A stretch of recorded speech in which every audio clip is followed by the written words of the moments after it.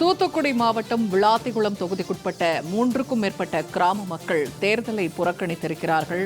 வாக்குச்சாவடிகள் வெறிச்சோடி காணப்படும் காட்சிகளை தற்போது நாம் பார்த்து வருகிறோம்.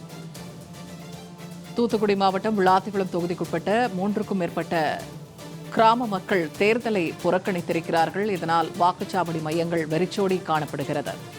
ஆக்கிரமிப்பில் உள்ள பொதுப்பாதையை மீட்கக் கோரி பலமுறை புகார் அளித்தும் நடவடிக்கை எடுக்காததால் இந்த தேர்தலை புறக்கணிப்பதாக அந்த பகுதி மக்கள் தெரிவித்திருக்கிறார்கள். தூத்துக்குடி மாவட்டம் விளாத்திகுளம் பகுதியில் தேர்தலை புறக்கணித்திருக்கிறார்கள் 3 கிராம மக்கள்.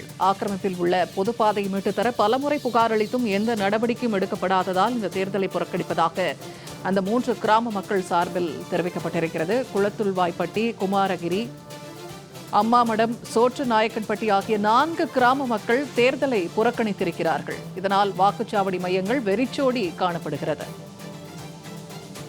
கூடுதல் தகவல்களை தருகிறார் செய்தியாளர் மூர்த்தி.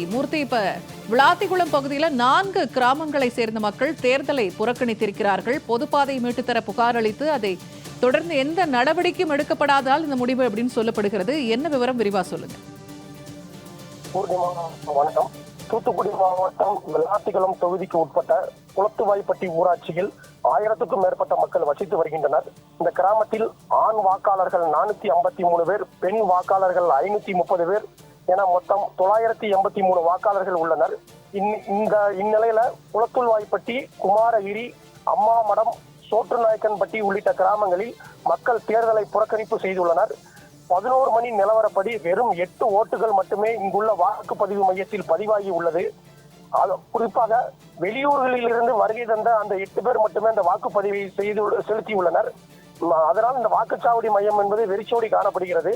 இது குறித்து கிராம மக்கள் கூறுகையில் தங்கள் கிராமத்தின் பொதுப்பாதை ஆக்கிரமிப்பின் பிடியில் உள்ளதாகவும் அதை மீட்டுத்தர வலியுறுத்தி பலமுறை கோரிக்கை விடுத்தும் நிறைவேற்றி தரவில்லை எனவும், மேலும் இந்த கிராமத்தின் அருகே உள்ள இலங்கை தமிழர் மறுவாழ்வு முகாமில் நடைபெறும் சட்டவிரோத நடவடிக்கைகளை கட்டுப்படுத்த வலியுறுத்தியும் பலமுறை கோரிக்கை விடுத்தும் அரசு அதிகாரிகள் கண்டுகொள்ளவில்லை.